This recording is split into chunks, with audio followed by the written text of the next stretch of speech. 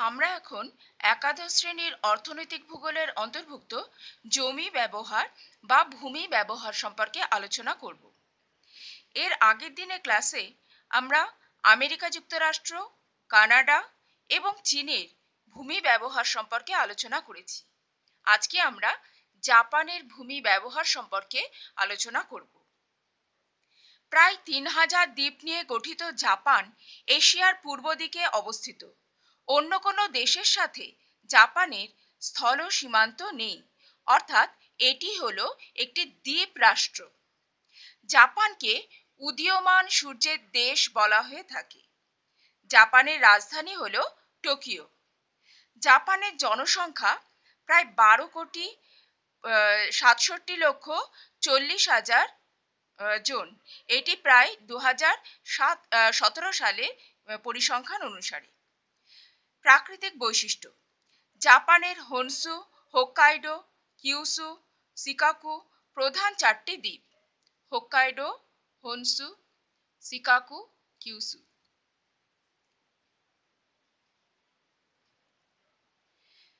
দেশের প্রায় ৮৬% স্থান পার্বত্য অঞ্চলের অন্তর্গত। বাকি প্রায় ১৪% অংশ সমতল ভূমিভাগ। জাপানের সর্বোচ্চ শৃঙ্গ ফুজিশান। এখানকার প্রধান নদী সিনানু। জাপানের মোট আয়তন ৩,৭৭,৯৭২ বর্গ কিলোমিটার। ভূমি ব্যবহারের প্রকৃতি: এখানে আমরা দেখছি অরণ্যভূমি, কৃষিভূমি, চারণভূমি, জনবসতি এবং শিল্প বা খনি অঞ্চলে কিভাবে ভূমির ব্যবহার হচ্ছে সেই সম্পর্কে আমরা এখন আলোচনা করব।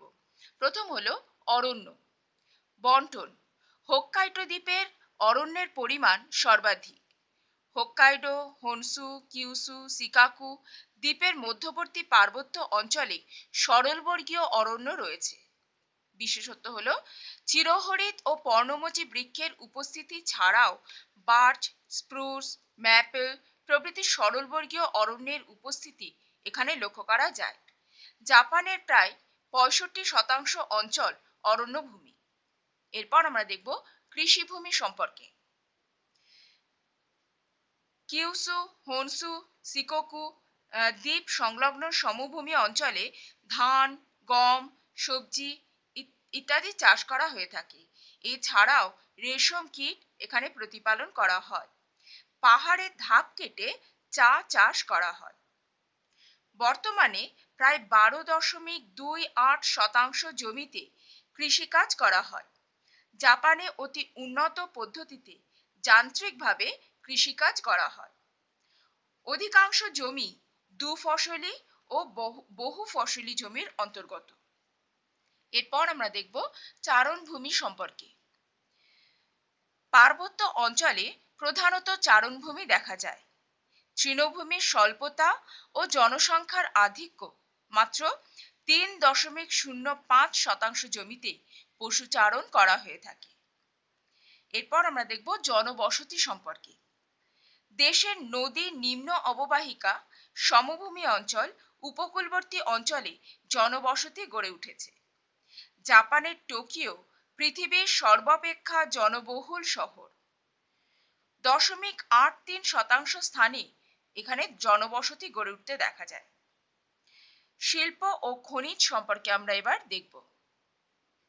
কিউসু দ্বীপে মুরোনান, চিবা, নাগাসাকি প্রভৃতি অঞ্চলে কয়লা, নিকেল, সীসা প্রভৃতি খনিজ উত্তোলন কেন্দ্র। টোকিও, ইয়াকাহামা, ওসাকা, কোবে, নাগাসাকি প্রভৃতি অঞ্চলে ইঞ্জিনিয়ারিং, মোটরগাড়ি নির্মাণ প্রভৃতি শিল্প গড়ে উঠেছে। জাপান শিল্প সমৃদ্ধ একটি দেশ। এখানে পৃথিবীর বিখ্যাত কান্টো সমভূমিতে টোকিও ইয়াকাহামা শিল্পাঞ্চল গড়ে উঠেছে। অন্যান্য ক্ষেত্রে আমরা দেখি এখানে বিভিন্ন অংশে নদী, হ্রদ, জলাশয় ইত্যাদি দেখা যায়। এছাড়াও পরিবহন ক্ষেত্র ও নির্মাণ কাজে ভূমি ব্যবহৃত হয়ে থাকে। প্রধানত 14.64% ভূমিভাগ অন্যান্য কাজে ব্যবহৃত হয়। এখন আমরা পড়ব উত্তর কোরিয়ার ভূমি ব্যবহার সম্পর্কে। এশিয়ার পূর্ব দিকে অবস্থিত কোরীয় উপদ্বীপের উত্তর দিকের অংশ উত্তর কোরিয়া।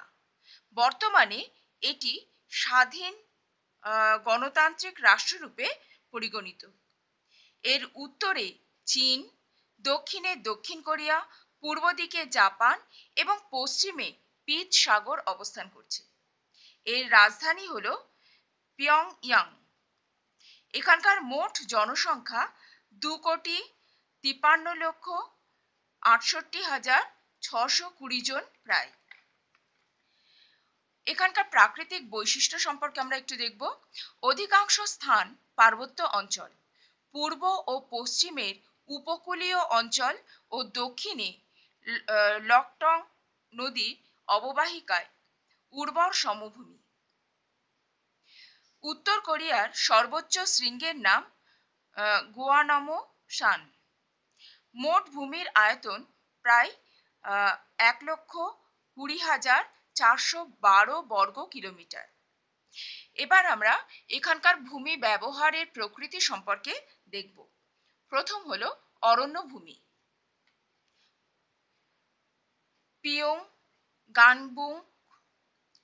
গানবুক গানবুক প্রদেশ দক্ষিণ পশ্চিম অংশ ব্যতীত সমগ্র অঞ্চল অরণ্যভূমি। প্রান্তবর্তী অঞ্চলে ঝোপঝাড়ে গুল্ম জাতীয় উদ্ভিদ জন্মায়। নাতিশীতোষ্ণ ও পর্ণমোচী অরণ্য এখানে রয়েছে। প্রায় 51.26% অঞ্চলে অরণ্য অবস্থিত। কাষ্ঠ সংগ্রহ এখানকার প্রধান অর্থনৈতিক মাধ্যম। এরপর আমরা দেখব কৃষি ভূমি সম্পর্কে। সিনুইজু প্রদেশে ধান উৎপন্ন হয়ে থাকে। উপকূলবর্তী ও দক্ষিণের সমভূমি অঞ্চলে কৃষিকাজ হয়ে থাকে। দেশের প্রায় 24.10% ভূমি কৃষিকাজে ব্যবহৃত। ধান এখানকার প্রধান শস্য। এছাড়া তুলো, চা, আখ প্রভৃতি উৎপন্ন হয়। এরপর আমরা দেখব চারণভূমি সম্পর্কে। দক্ষিণের সমভূমি অঞ্চল ও উত্তরে পার্বত্য ভূমি অঞ্চল। প্রায় 4.60% জমি এখানে চারণভূমি। এরপর জনবসতি সম্পর্কে আমরা দেখব।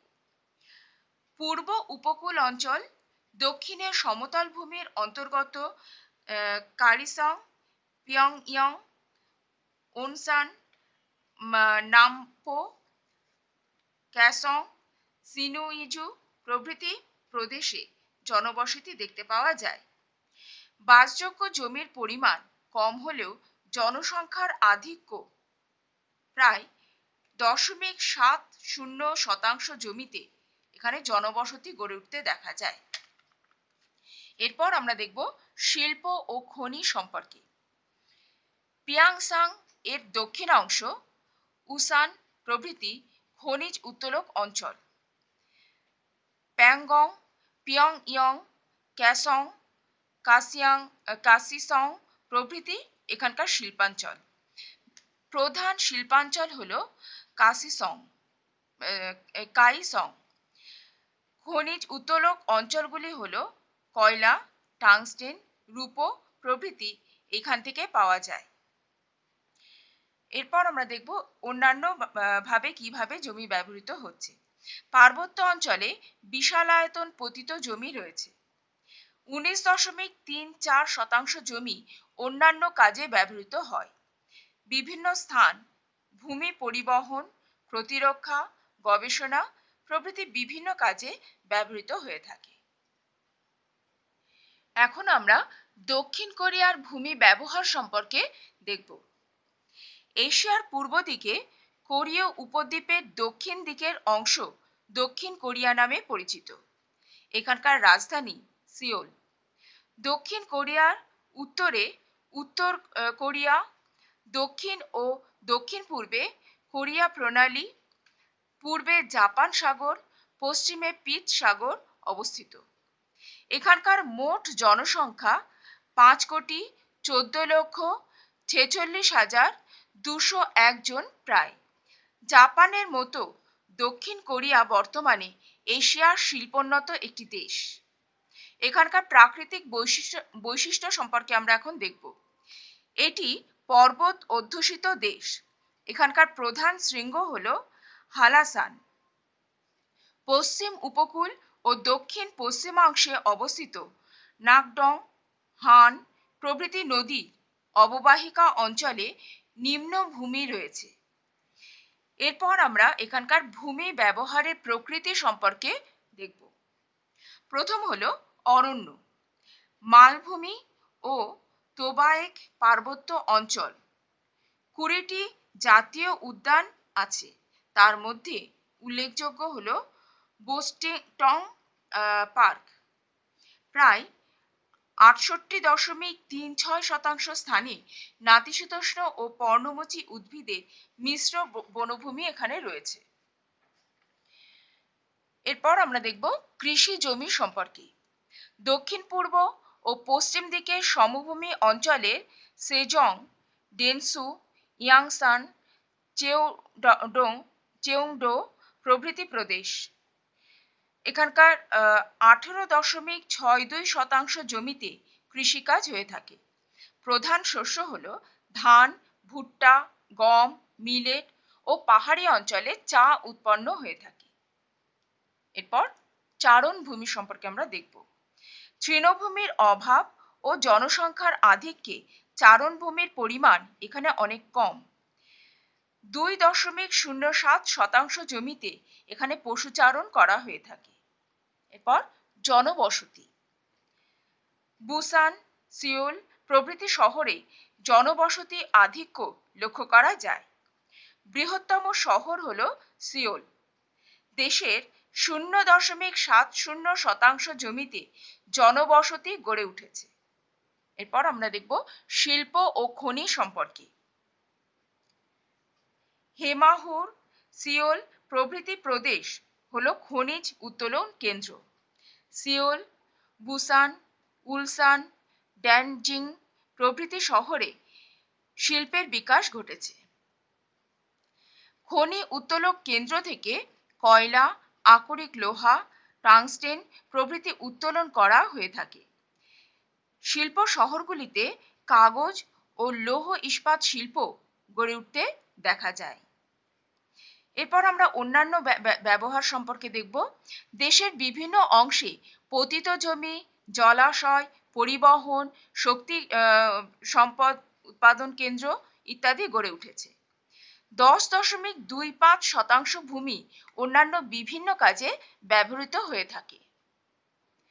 এখন আমরা দক্ষিণ আমেরিকার ব্রাজিল, চিলি, আর্জেন্টিনার ভূমি ব্যবহার সম্পর্কে এক এক করে আলোচনা করব। প্রথম আমরা দেখব ব্রাজিল সম্পর্কে। পৃথিবীর পঞ্চম বৃহত্তম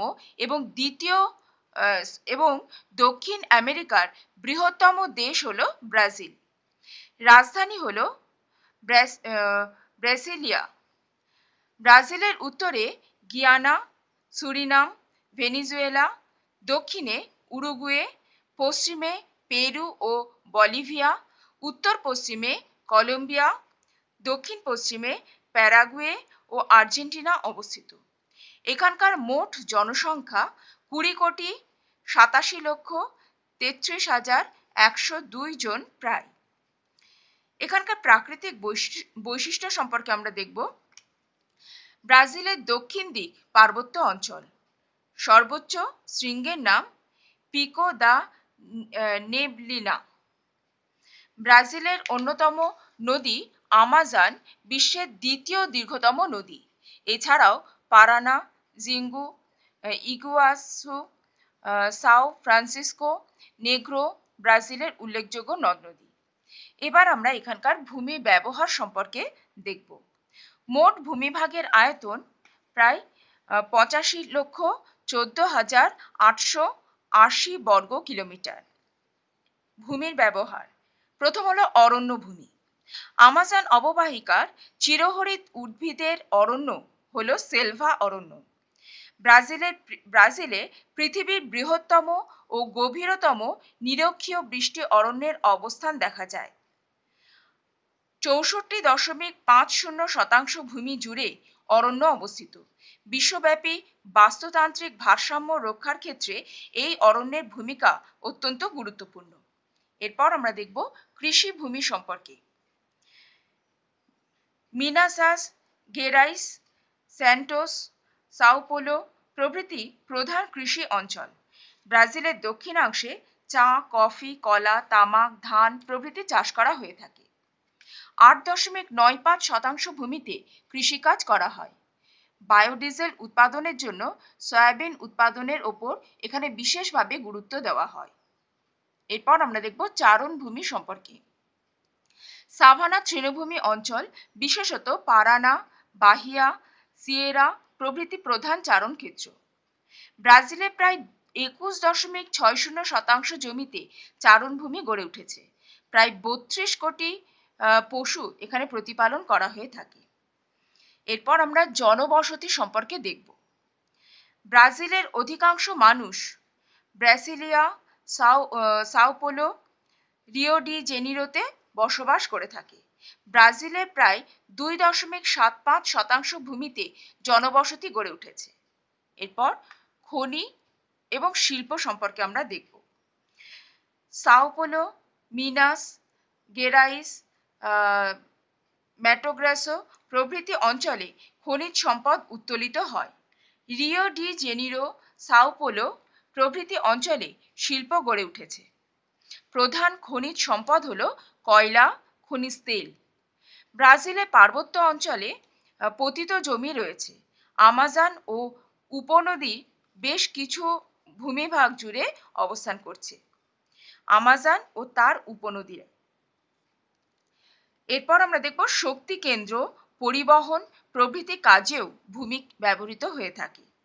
প্রায় 2.20% ভূমি অন্যান্য বিভিন্ন কাজে ব্যবহৃত হয়ে থাকে। এবার আমরা চিলি ভূমি ব্যবহার সম্পর্কে দেখব।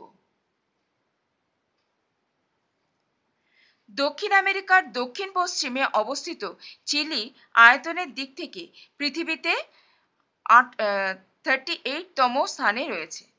এর রাজধানী হল স্যান্টিয়াগো। মোট জনসংখ্যা 1,75,74,003 জন প্রায়। চিলির পশ্চিম দিকে অবস্থান করছে প্রশান্ত মহাসাগরের উপকূলীয় অংশ।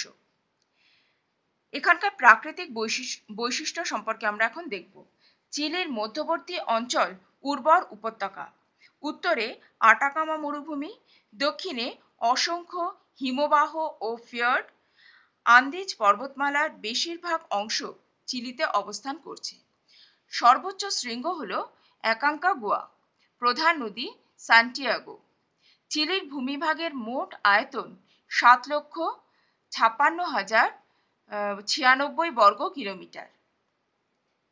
এরপর আমরা এখানকার ভূমি ব্যবহার সম্পর্কে দেখব। অরণ্য ভূমি। চিলির মরু অঞ্চলে ক্যাকটাস জাতীয় উদ্ভিদ, মধ্যবর্তী অঞ্চলে চিরহরিৎ উদ্ভিদের অরণ্য, আন্দিজ পার্বত্য অঞ্চলে সরলবর্গীয় উদ্ভিদের অরণ্য দেখা যায়। প্রায় 21.80% ভূমি অরণ্য দ্বারা আবৃত। এরপর কৃষি ভূমি সম্পর্কে আমরা আলোচনা করব। চিলির দক্ষিণে অ্যারাউক্যানিয়া প্রদেশ, মধ্যভাগে লোয়া নদী উপত্যকা, ভ্যালপারাইজো, ব্লোবোয়া প্রদেশ প্রভৃতি অঞ্চলে কৃষিকাজ হয়ে থাকে। প্রায় 3.10% ভূমিতে এখানে কৃষিকাজ হয়। প্রধান শস্য হলো গম। প্রধান ফল হলো আঙুর। পর্বতের পাদদেশে সর্বপ্রথম আলু উৎপাদন এখানে শুরু হয়। এরপর আমরা এখানকার চারণ ভূমি সম্পর্কে দেখব। আন্দিজ পর্বতের উচ্চভাগের তৃণভূমি, দক্ষিণে স্টেপ তৃণভূমি, মধ্যভাগে ভূমধ্যসাগরীয় তৃণভূমি, আন্দিজ তৃণভূমি, মধ্য দক্ষিণে মিশ্র তৃণভূমি ইত্যাদি তৃণভূমি এখানে দেখা যায়। চিলির প্রায় 39.37% অঞ্চলে 1 কোটিরও বেশি পশুপালন করা হয়ে থাকে। এরপর জনবসতি সম্পর্কে আমরা দেখব। লিবু শহর, সান্টিয়াগো প্রভৃতি অঞ্চলে জনবসতির বেশি মাত্রায় দেখা যায়। এই দেশের মাত্র 0.93% অঞ্চলে জনবসতি গড়ে উঠেছে। এরপর আমরা এখানকার শিল্প ও খনি সম্পর্কে দেখব। চুকুইকামাটা অঞ্চলে তামার খনি, আটাকামা মরু অঞ্চলে তেলের খনি অবস্থিত। চিলাও, সান্টিয়াগো, চুকুইকামাটা অঞ্চলে শিল্প কেন্দ্র অবস্থিত। পৃথিবীর বৃহত্তম তামার খনি হল চুকুইকামাটা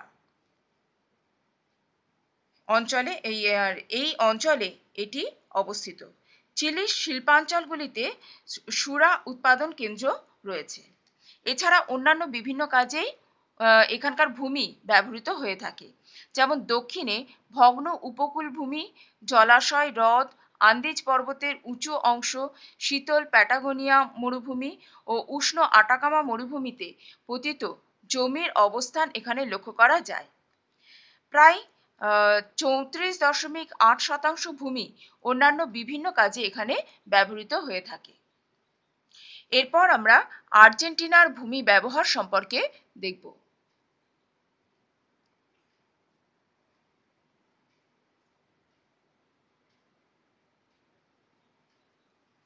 আর্জেন্টিনা পৃথিবীর 8ম বৃহত্তম দেশ এবং দক্ষিণ আমেরিকার 2য় বৃহত্তম দেশ।